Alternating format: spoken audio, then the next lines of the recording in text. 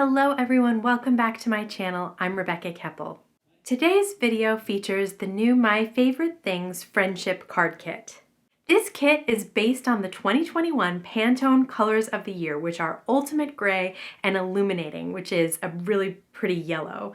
And that color combination just happens to be my absolute favorite. So of course I had to grab the kit. So let me quickly review what comes inside the My Favorite Things Friendship Kit. This is the My Favorite Things Friendship Kit. This sheet shares lots of inspiration and labels the kit contents. Here is the 6x8 stamp set, which is called What Friendship Means. This smaller friendship stamp set is the kit exclusive, which means it's the one thing that will not be available for individual purchase. And once the kit sells out, you won't be able to get it at all. This is the Friend and Friendship die set, and here is the boxed in banners die set. There's also a What Friendship Means die. For some reason, I completely forgot to use this one. I'll use it soon and post a card on Instagram, so be sure to follow me there to see it in action. Now that you've seen the kit, let me share a few cards for inspiration. First up, I'm going to create a sentiment stamped background. All of these cards were quick and easy to make, and they all follow a clean and simple style. I'm using the kit exclusive stamp set, white cardstock from the kit, my MISTI grid transparency from Simon Says in my original MISTI, and some Simon Says stamp fog ink. I place the transparency on the cardstock and then line up the stamp at the top of the card in the middle of that A2 panel.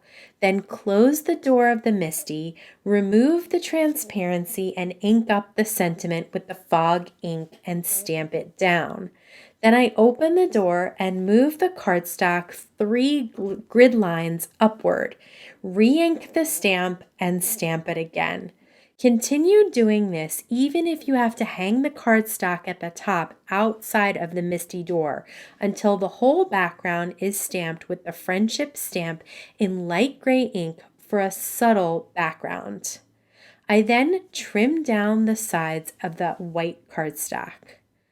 I cut the boxed in banners die from the butterscotch and Eiffel Tower cardstocks and used liquid glue to adhere the outline to the banner, and then stamped the friendship in black ink on the banner. I placed the stamped background in the MISTI and used black ink to stamp the sub-sentiment right over the gray stamped background. I then adhered the stamped panel on top of an A2 piece of Eiffel Tower cardstock with tape runner. I popped up the friendship middle of the banner on foam adhesive, but then used tape runner to adhere the 2 banner sides. I like the depth you can achieve by adhering part of the banner on dimensional adhesive and part on tape runner.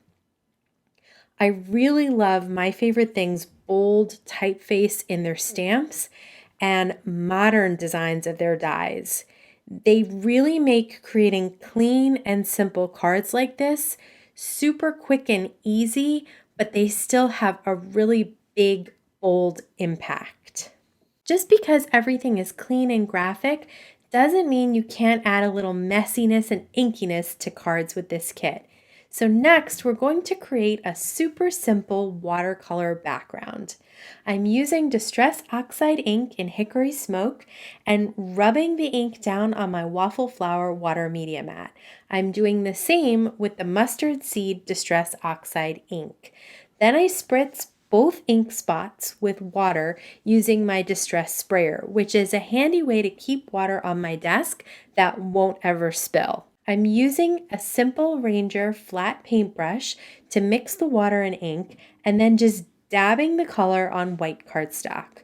I'm using the white cardstock from the kit because I'm not going to use a ton of water here, and I'm trying to use up more of the kit contents rather than going to grab something external like watercolor paper. I'll do the same messy ink blot painting with the mustard seed ink, and then I use both colors to create droplets by getting the ink on the brush and then tapping the handle. Once I have a messy painted background, I trim it down to 4 by 5 1/4 so I can mat it on some cardstock. Putting a ton of tape runner on the back of the watercolored panel and adhering it down to a thick cardstock helps flatten it out and kind of get rid of some of that warping that happens. Once the panel is completely dry, I stamped the sentiment right on top using Gina K amalgam ink. Since it works with both watercolors and Copics, it stands out nicely right on top of the Distress Oxide watercoloring. I die cut one of the banners from the Eiffel Tower cardstock, and I stamped the word friend with Versamark ink so I could add white embossing powder on top. I held the banner in place with the tip of my paintbrush so that I could use my heat tool to melt the embossing powder. The water media mat is heat resistant, so you can absolutely do heat embossing on it too. Once again, I popped up the banner. I did not use the outline this time, and I love that the banner looks great with or without that outline. But I still adhered the sides of the banner with tape runner. Still a clean and simple card, but I love the addition of a little watercoloring in matching colors. Next, we're going to use the negative of a word die to create an impactful focal point. First up, trim a piece of the butterscotch cardstock to 4 by 5 1/2. I don't know about you, but I really love butterscotch as a flavor. I tend to find caramel more out in the world, but saying butterscotch over and over again is really making me crave some butterscotch. I'm going to place the friend word die in the top third of the panel and hold it in place with Thermoweb purple tape and run it through my die cut machine. I placed the die cut panel in my mini MISTI this time and lined up my sentiment stamp, added some anti-static powder, brushed away the excess, and stamped it with Versamark ink. I really loved using white embossing powder with the colors in this kit. I thought about trying a metallic like silver, but the white just really pops with the yellow and the gray. I melted the embossing powder, and now I'm adhering the panel to an A2 piece of Eiffel Tower cardstock. I did retain the inner pieces of the D and the R. This is not a mandatory step, but I do like the finished look it provides by adhering them inside those letters with a bit of tape runner. You could totally add sequins or embellishments, but I was really enjoying these super clean and simple looks. Plus, that means I get more cards done in a shorter period of time. Some of you may remember I mentioned a My Favorite Things heart raise die in my last new and must-have crafty supplies video. I'll link to it up here if you haven't seen it yet. Well, I'm going to use that die held in place of an A2 piece of Eiffel Tower cardstock with some purple tape to cut a heart out of the cardstock. I held the gray cardstock over an A2 piece of white cardstock just to get an idea of where to line up that heart, and then adhered the first piece of the heart die with tape runner. I had also cut the heart out of the butterscotch cardstock, and I'll alternate the colors to paper piece and complete the heart. I love the look of the gray and the yellow rays. This is seriously one of my favorite color combinations ever. In fact, all of the common areas of my house are painted gray, and I have pops of yellow in tablecloth, throw pillows on the couch, things like that. I stamped the sub-sentiment in black under the heart. I love this one. It says, "We are the best friends in the history of friends." I adhered a yellow border around a die-cut white banner and yellow borders around the banner edges too. I stamped friend on the banner and popped it up right on the heart, and then adhered the border sides with tape runner. I got a bit of black ink smudged on the white cardstock, so I used my Tombow Mono Sand Eraser to get that smudge off. It came off perfectly, which made me really happy because I super like this card and I know exactly who I'm sending it to. Now it's time to use the positive pieces from the friend word, but actually we'll also be using the negative of the hard die cut. So I guess this card should actually be entitled "Use Up the Pieces on Your Desk." I stamped the sentiment above the die-cut heart this time in Versamark ink and added white embossing powder and heat set it. Then I added tape runner and adhered the 4 by 5.5 panel down to an A2 piece of white cardstock. I love how many cards I made with this kit, and I only used my own cardstock to make the bases.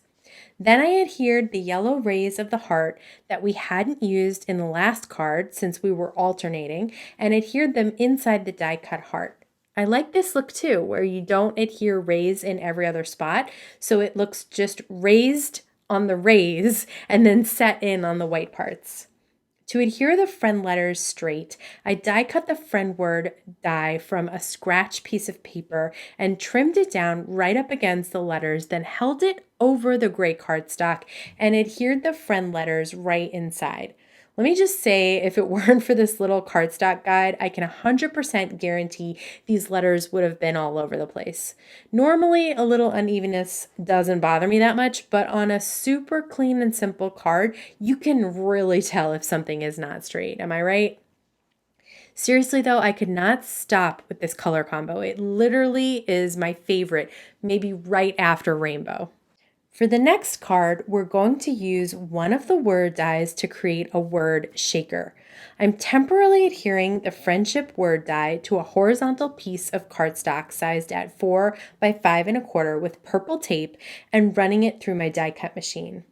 Most of the letters stayed stuck inside the die, and I'm going to take advantage of that later, but for now, I'll just set them aside. I put the die cut panel in my mini MISTI, treated it with anti-static powder tool, brushed away the excess, and stamped the sub-sentiment with Versamark ink. I don't know if you've noticed, but I'm using a different stamp in every card to hopefully give you an up-close look at as many of the sentiments as I can. After heat setting the sentiment, I'm cutting a piece of acetate down to slightly smaller than the panel. Then flip the panel over and put a bunch of tape runner all around the die cut area so you can adhere that panel down completely to the acetate. I used my Spellbinders 2-in-1 to pop out the inner pieces of the P, D, and R and adhered them to the window inside those die cut letters. Again, not necessary, I just like that finished look. Then on the back of the window, I'm adding pieces of foam tape around the word. I want the whole panel popped up, so I have a couple of strips at the bottom of the panel. But most important is to make sure the rectangle of foam tape around the word connects to each other to trap the shaker goodies inside. I haven't taken off the protective backings yet. I'm just seeing where the panel lines up on an A2 piece of white cardstock. I lift the corners of the window to draw some pencil lines under and on the sides of where the friendship window is so I can see exactly where to place my shaker goodies. I pour some of the shaker goodies on the white cardstock and then make sure they're all lined up and tidied inside the pencil lines. Then I peel off the foam tape backings and lay that panel on top of the white cardstock, lining it up in the center of the white cardstock and trapping my shaker goodies inside. Still very clean and simple, but with that extra special interactive shaker feature for some fun. This time we're going to use the banner for the sub-sentiment. First, I matted a piece of butterscotch cardstock on top of an A2 piece of Eiffel Tower cardstock. Again, we're working on a horizontal A2 card. Remember I said we would take care of the letters stuck in the friendship die?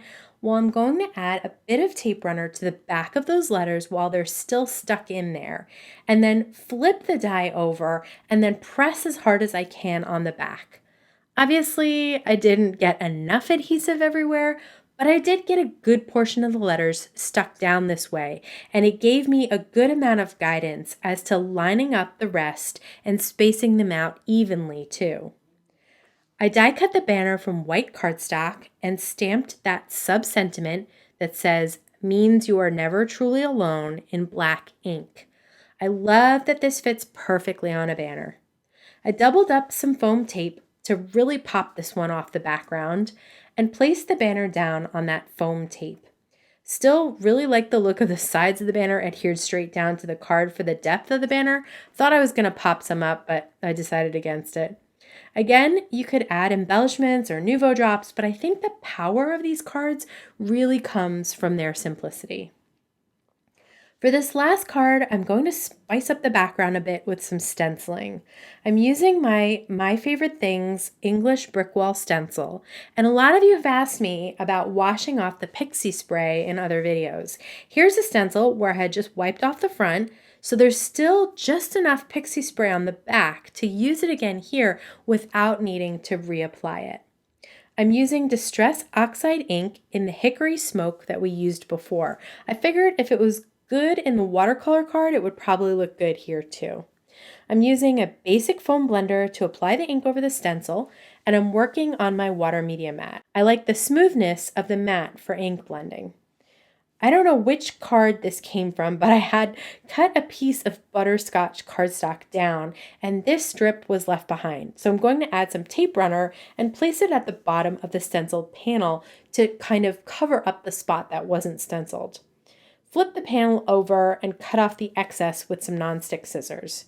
That little tiny piece can probably get recycled, but at least I used up most of the strip. Throughout this video, I've been very impressed with how well the Gina K amalgam ink stamps over the Distress Oxide inks. So I'm going to stamp right over the stenciling, both with the word friendship and the sub-sentiment too. I believe I stamped it twice, which is why I love using the MISTI here, but I love how true black this ink is, even over the stenciled background. One of the great things about the My Favorite Things card kits is that a lot of the supplies will remain in stock. If you want to see my last My Favorite Things video, I'm going to link to that over here. Don't forget to subscribe and hit that bell so you can be notified every time I have a new video available. As always, I want to thank you so much for spending time with me today. Please stay safe, stay healthy, and I'll see you again soon.